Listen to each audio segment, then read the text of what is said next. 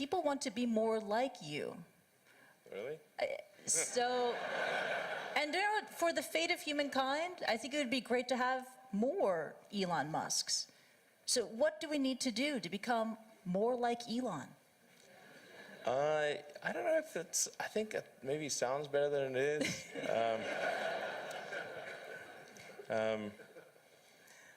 Yeah, I mean, honestly, there's a friend of mine who's got a great saying about creating a company, which is trying to build a company and have it succeed is like eating glass and staring into the abyss. So, I mean, what tends to happen is it's sort of quite exciting for the first several months of starting a company, and then reality sets in. Things don't go as well as planned. Customers aren't signing up. The technology or the product isn't working as well as you thought. And then that can sometimes be compounded by a recession, and it can be very, very painful for several years. So I think, frankly, starting a company, I would advise people to have a high pain tolerance. And thanks for reminding us of the harsh, very harsh and brutal reality of launching a startup. There is that Elon Musk / Tony Stark mystique. People think, you are, Robert Downey Jr. modeled his character, Tony Stark, Iron Man, on you. It's easy, it's fun, you're a superhero titan of industry. But it's really hard. It's really difficult, and it's something that requires perseverance and grit.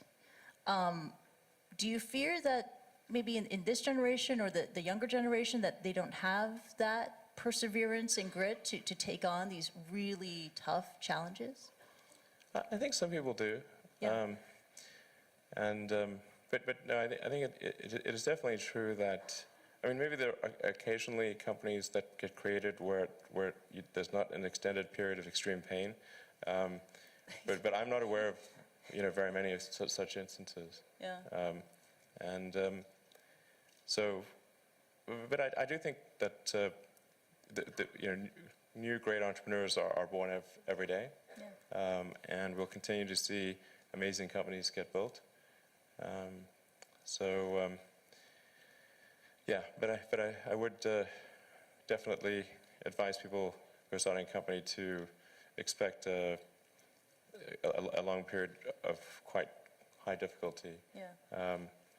But I mean, as long as people stay super focused on creating the absolute best product or service that really delights their end customer, if they stay focused on that, then if you get it such that your customers want you to succeed, then you probably will. All right, you have to focus on the customer and delivering for them.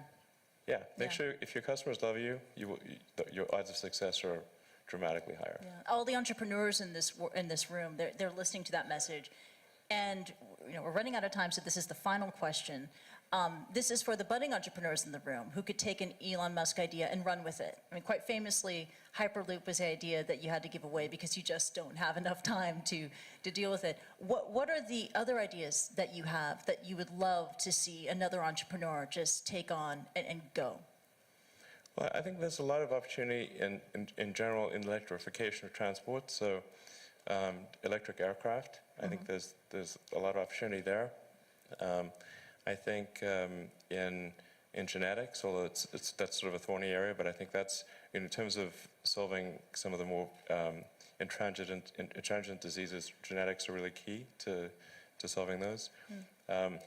Something that I think people maybe only beginning to look at is establishing some kind of brain-computer interface. A brain-computer interface? Yeah, at the neuron level. So this is sort of intelligence augmentation as opposed to artificial intelligence. Right. And I think that has a lot of potential. You mentioned this to me yesterday. I really had kind of no idea what you were talking about, and then I looked up Ian Banks, neural lace. Neural lace. That's right. Exactly. And so it's this concept of wiring the brain. So it's either there could be a brain internet. And it could also mean that we can upload our thoughts to the cloud. You would never forget anything. And you wouldn't need to take photographs. Yeah. I know, it's incredible. I mean, you would never forget anything. You would expand your ability to process information, to remember information, right? But then when the denial of service attack happens, You gotta watch out for hacking. That could really be awkward. watch out for that. But also, and then I read it can also be used to fight degenerative diseases like Parkinson's too. Yeah, absolutely. Yeah, yeah. And I think it actually would be quite an equalizer as well, because I think the delta between, it would sort of even things out, I think. You mean in humankind? Yeah, people yeah. there would be no education disadvantage. Everyone would Yeah. be starting at the same level. Yeah. So there would be no meritocracy. No, there would be new meritocracy. There would be, but it would be, the differences would be smaller. The delta would be smaller, probably. Wow, and you really welcome that kind of world. I don't know, welcome, you asked for predictions. Okay.